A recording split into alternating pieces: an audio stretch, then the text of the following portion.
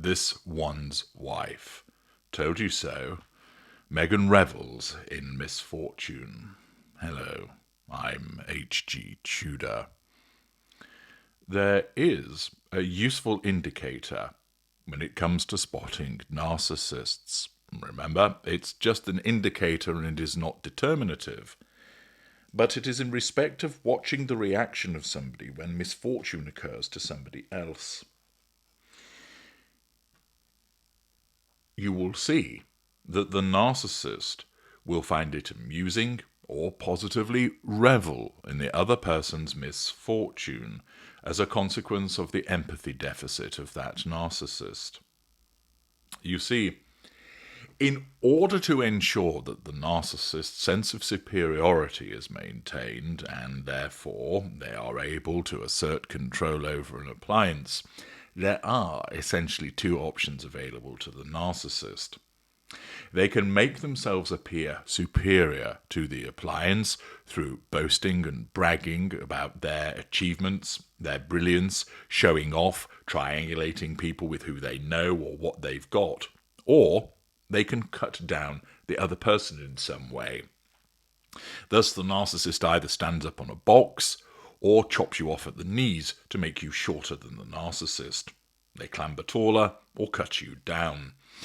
Either is good for the narcissist because it reinforces their innate need for superiority, and that translates into the need for control. Commonly, therefore, you will see the narcissist revel in somebody else's misfortune because not only does it make the narcissist look good, but because they have no emotional empathy, they actually find it amusing to see somebody suffer a mishap. I recall many years ago when I was at university, I was out at a shopping centre with my best friend from university.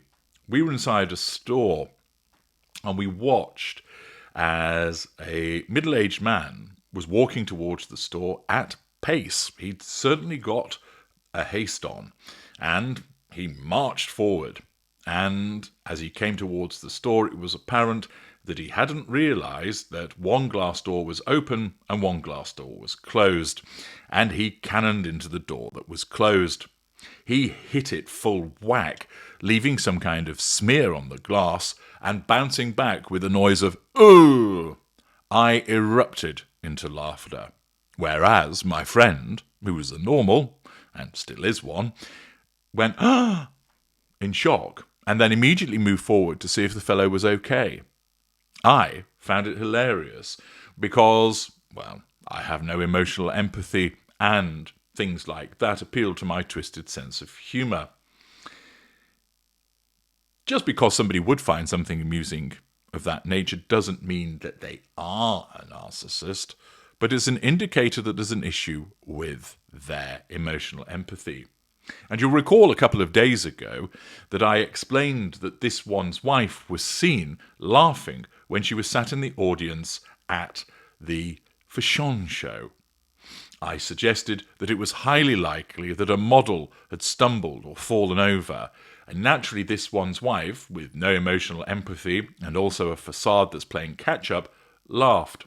I pointed out to you that nobody else was laughing in the audience, and when she turned to Marcus Anderson, he found her reaction irritating, as evidenced by the fact that he failed to look at her, he just muttered something and continued watching the show. This one's wife looked like the puerile individual that she is, and she revelled in somebody's misfortune.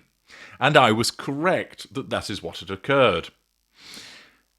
Footage from behind the scenes demonstrated that this one's wife engaged in a front row blunder at Paris Fashion Week, with appearances of her laughing as a model took a tumble on the Balenciaga catwalk next to her stony-faced friend.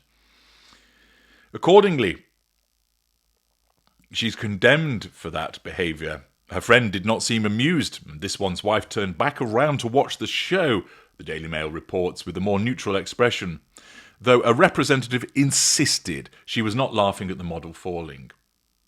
One person speculated that somebody probably fell and it was confirmed that that was the case. At one point, she was sat on the front row and a model tripped. She burst out laughing, and then she obviously realised what she was doing, so she attempted to cover it up. In other words, her facade caught up and felt it was necessary to try and cover up her laughter. Her immediate response is demonstrative of the absence of her emotional empathy.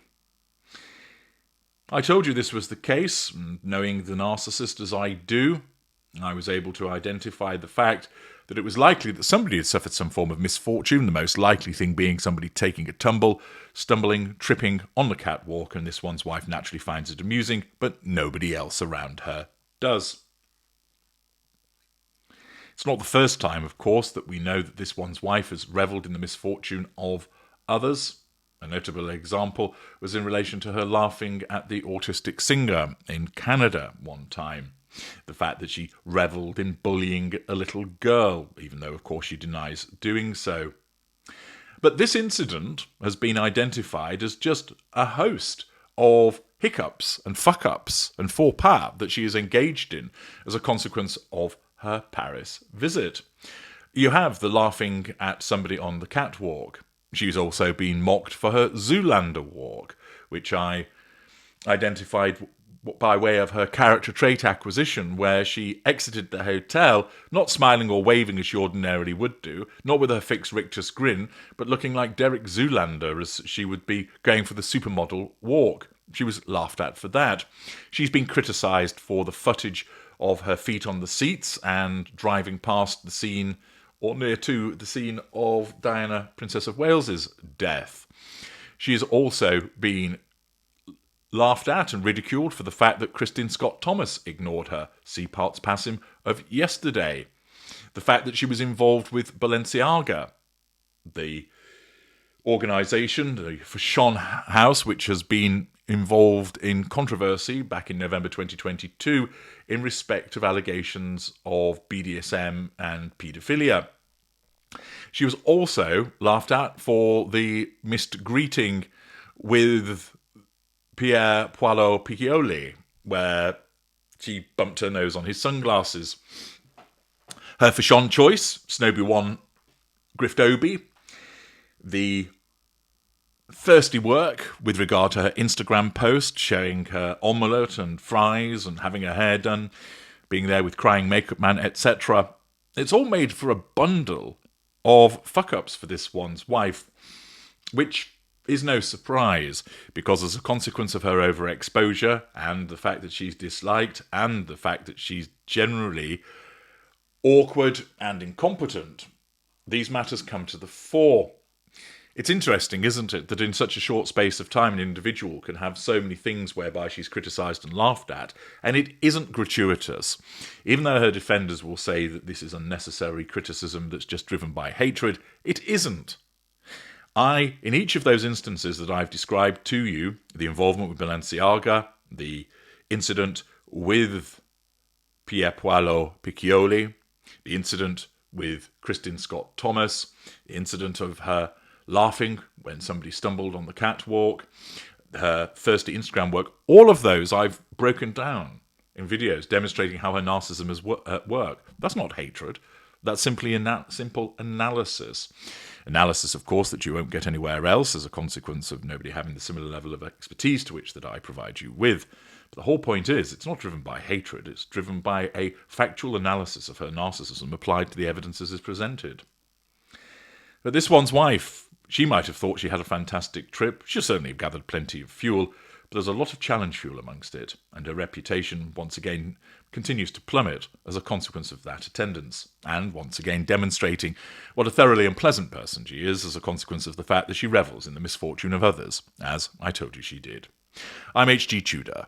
Thank you for listening.